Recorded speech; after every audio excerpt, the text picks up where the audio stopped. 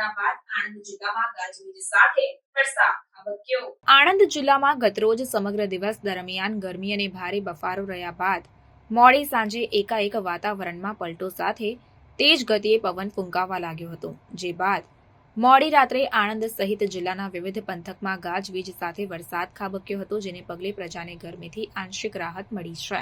ગુજરાતમાં આમ તો 15મી જૂનથી ચોમાસાનો વિધિવત પ્રારંભ થઈ ગયો છે, પરંતુ આણંદ જિલ્લામાં વરસાદ હાથ તાળી આપતો હતો. જિલ્લાના આકાશમાં કાળા ડિબાંગ વાદળો બંધાતા હતા, પરંતુ વરસાદ વરસતો ન હતો. એકાદ બે વખત માત્ર રોડ ભીંજાય તેવા ઝાપટા પડ્યા હતા, જેથી જિલ્લાવાસીઓ વરસાદની આતુરતાથી રાહ જોતા હતા. દરમિયાન ગત મોડી રાત્રે આણંદ સહિત જિલ્લાના ઉમરેઠ, ભાલેજ, પણસોરા સહિતના વિવિધ પંથકમાં ગાજવીજ સાથે વરસાદ ખાબક્યો હતો. આ સાથે જ આણંદ જિલ્લામાં પણ વિધિવત રીતે ચોમાસાનો પ્રારંભ થયો છે અને પ્રજાને ગરમીથી આંશિક રાહત મળી છે.